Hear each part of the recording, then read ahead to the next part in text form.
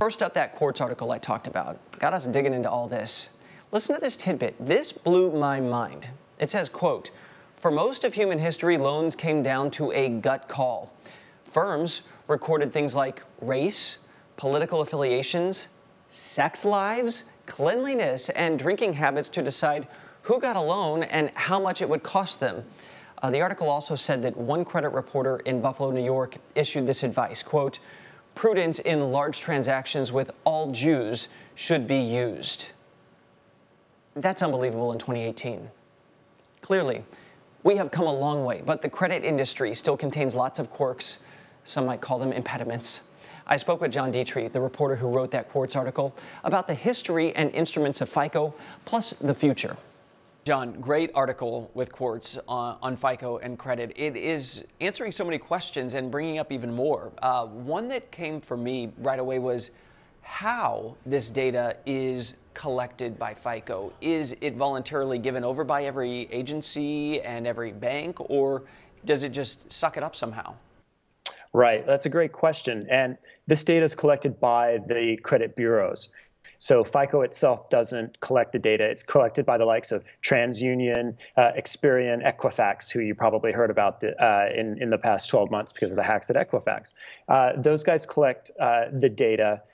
It's not something that you voluntarily hand over. They collect it from the people who lend you money, anyone you've borrowed from. They collect all of that data, and then they use the FICO algorithm to crunch it and decide how creditworthy are you? And there's some controversy over that. They want all the money. They actually want the banks to start using their own algorithm, which they call the Vantage score. But FICO is the industry standard for now. They are using this to create a rule based on what maybe people similar to you would have or a similar credit score, but it's not specifically taking every single one of your accounts, adding it up, and spitting out a number. They're looking at 4 main points. They're looking at things like your payment history, the amount owed.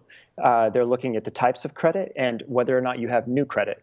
Those are the types of things that go in there. They can't use things like race. They can't use, they're not supposed to be able to use age, those sorts of things. But those are the main factors that go into a FICO credit score. So we've talked a lot about inequality over the last few years, including economic inequality, ethnic or racial inequality. This almost keeps it to where it's impossible to redline someone based on race.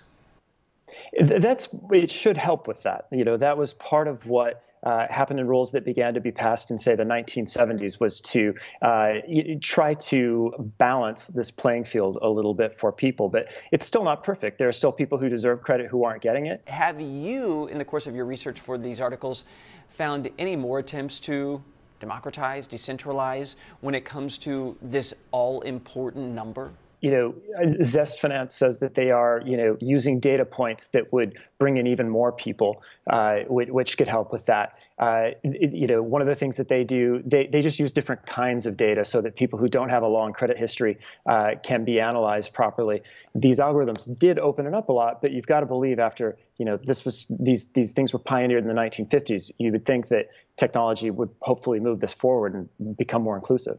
In many states across the union, potential employers can look at your credit history, and they might see that as an indication of whether you're going to be reliable or motivated. Have you seen in the course of your reporting there at Quartz that there are any additional pushes at either the federal or state levels to ban that practice?